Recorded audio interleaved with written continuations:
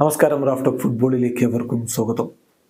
അന്താരാഷ്ട്ര ഫ്രണ്ട്ലി മത്സരത്തിൽ നിന്ന് പോർച്ചുഗൽ സ്ലൊവേനിയയെ നേരിടുകയാണ്. കഴിഞ്ഞ മത്സരം സ്വീഡനെതിരെ, പക്ഷേ ക്രിസ്ത്യാനോ റൊണാൾഡോ സ്ക്വാഡിൽ ഉണ്ടായിരുന്നില്ല. ഇപ്പോൾ സ്ലൊവേനിയക്കെതിരെ ഇന്ന് രാത്രി 1:15 നടക്കുന്ന കളിക്ക് സ്ക്വാഡിൽ ക്രിസ്ത്യാനോ ഉണ്ട്. ക്രിസ്ത്യാനോ ഇന്നത്തെ മത്സരത്തിൽ സ്റ്റാർട്ട് ചെയ്യുമോ? ചോദ്യം കോച്ച് മാർട്ടിനസിനോടാണ്, റോബർട്ടോ മാർട്ടിനസ്. പക്ഷേ അതിന് വ്യക്തമായ ഉത്തരം പറയാൻ ഇന്നലെ പ്രീ മാച്ച് പ്രസ് കോൺഫറൻസിൽ തയ്യാറായില്ല. അദ്ദേഹത്തിൻ്റെ മറുപടി, ആരൊക്കെ സ്റ്റാർട്ട് ചെയ്യുമെന്നുള്ള ഞാൻ പ്ലേയേഴ്സിനോട് പറഞ്ഞിട്ടില്ല, ഇവിടെ നിങ്ങളോടും ഞാനത് പറയാൻ ഉദ്ദേശിക്കുന്നില്ല എന്നായിരുന്നു. ഏതായാലും ക്രിസ്ത്യാനോയുടെ കാര്യത്തിൽ അദ്ദേഹം വിശദമായിട്ടും മറ്റു ചില കാര്യങ്ങൾ പറയുന്നുണ്ട്. ക്രിസ്ത്യാനോ വളരെ ഫ്രഷ് ആയിട്ടാണ് വന്നിരിക്കുന്നത്. അദ്ദേഹം വളരെയധികം ആവേശത്തോടു കൂടിയാണ് എത്തിയിരിക്കുന്നത്. ക്ലബ് ലെവലിൽ വളരെ പ്രധാനപ്പെട്ട റോൾ അദ്ദേഹം വഹിക്കുന്നുണ്ട്. ഇത് ഇമ്പോർട്ടൻ്റ് മാച്ചാണ്.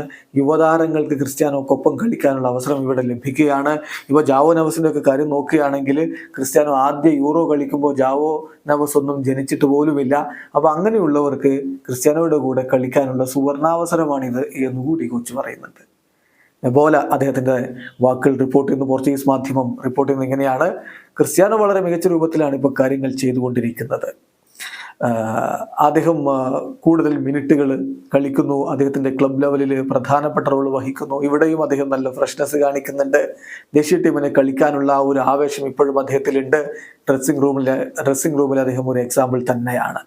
ഇത് ക്രിസ്ത്യാനോയെ നമുക്ക് കളിക്കളത്തിൽ എങ്ങനെയാണ് അദ്ദേഹം ഇപ്പോൾ പ്രവർത്തിക്കുന്നതെന്ന് കാണാനുള്ള ഒരു ഇമ്പോർട്ടൻ്റ് ഗെയിമാണ്. അദ്ദേഹത്തിൻ്റെ പ്രസൻസ് യുവതാരങ്ങൾക്ക് തീർച്ചയായിട്ടും പുതിയൊരു എക്സ്പീരിയൻസ് സമ്മാനിക്കും. അദ്ദേഹത്തോടൊപ്പം ഡ്രസ്സിംഗ് റൂം ഷെയർ ചെയ്യാനുള്ള അവസരമാണിത് അവർക്ക്.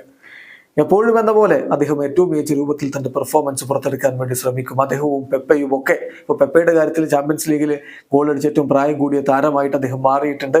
അവരുടെ ഫിറ്റ്നസ് എന്ന് പറയുന്നത് വളരെ എക്സലൻ്റ് ആണ്. ജാവോ നവസിൻ്റെ കാര്യം നോക്കുക.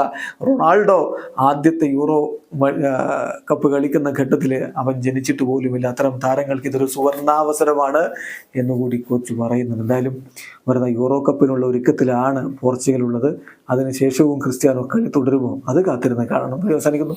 ഫുട്ബോൾ ലോകത്തെ കൂടുതൽ വിശേഷങ്ങളുമായി റാഫ്റ്റ് ഓഫ് ഫുട്ബോൾ എത്താം.